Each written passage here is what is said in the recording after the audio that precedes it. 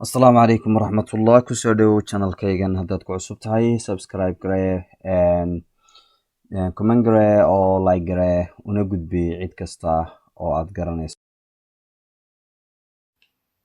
asalaamu calaykum waraxmatullaahi wabarakaatu. kusoo dhowaada mar kale iyo barnaamijkeennii caafimaadka. waa ku mahadsantihiin dhiirigelintiina. sidoo kale waxaan idinka rajeynaynaa inaa mar walba sida u sheer garaysaan una subscribe garaysaan. maanta mawduuceena waa mawduuc interesting ah, ku dhaca populationka adduunka 100%. waxaana uu u badan yahay marka laysgarab dhigo ragga iyo dumarka ayuu aada ugu badan yahay, laakiin labadaba wuu ku dhacaa. xanuunkani waxa uu keeni karaa haddii la controli waayo xanuuno waaweyn sida inuu qofka wadnuhu istaago, ama wadno xanuun ayuu ku keenaa, ama waxaan stroke loo yaqaano ayuu keeni karaa. xanuunkaasi waa xanuun loo yaqaano ama ku caana ereyga rheumatoid ama rheumatism. marka rheumatismkaas ayaynu maanta dul istaagi doonaa. maxaa keena rheumatismku? runtii markaad isaga si dhiibliya u eegto, waxa keena uun difaaci jidhka ee loogu talagalay in uu ilaaliyo jidhka.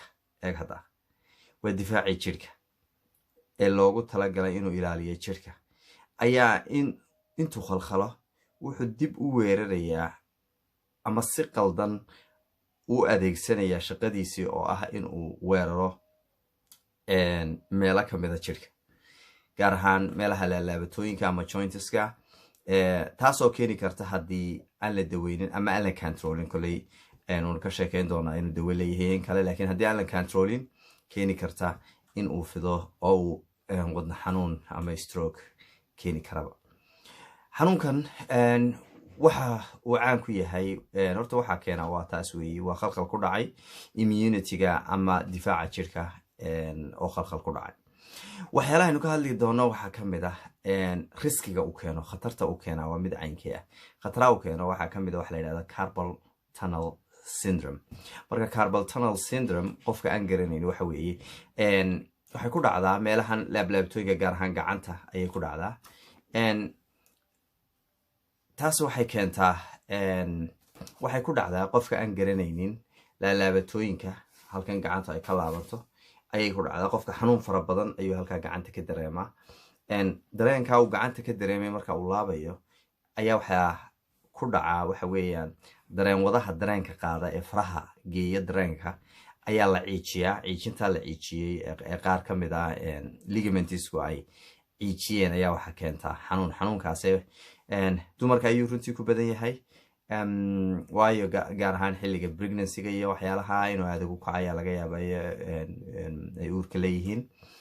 isku wada geeyo, haddii aad rheumatoid arthritis leedahay, carpal tunnel syndrome waa waxyaalaha aad filan doonto.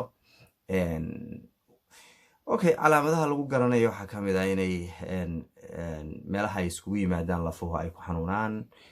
aad mararka qaar dareento in gaar ahaan jilbaha iyo gacmaha iyo lafaha waaweyn in ay ku xanuunayaan. xanuunkaasi oo ah ku bilaabmaya si ayar ah, hadhowna laga yaabo inuu baabiiyaba bartii ay iskugu imanaysay jointigu. dadka qaar waxaa laga yaabaa inuu qalqaluuciyo faraha, oo farahooga oo aad aragto aan stable ahayn, ama sidii uu hore oo dee uu ku yaqaanay aan ahayn, maalinka dambeysa uu qalqalooco iyo deviation ku dhacayo. waxaa kaloo suuragala inuu qofkaasi leeyahay caabuq sanbabka ah inuu yeesho, oo inflammation uu ku keeno. meelo kale oo jirkana inflammation ayuu ku keenaa. xanuunkan dawo ma leeyahay? xanuunkan inta la ogeyay wax dawaa ma laha, laakiin wuxuu leeyahay daweyn ama drugs, kuwaasi oo DMARDs la yidhaahdo. DMARDsku wax kale maaha, waxa weeyaan dawooyin modify garaynaya ama xanuunkii un controlaya, kuna ilaalinaya halkii uu markaa marayay. way jiraan dawooyin runtii effective ah, aada u wanaagsan oo la siiyo qofka. kolley marka aad isku aragto calaamadaha inaad muxuu ahaa tahay qof lafahaasi xanuunayaan, gaar ahaan jointisku.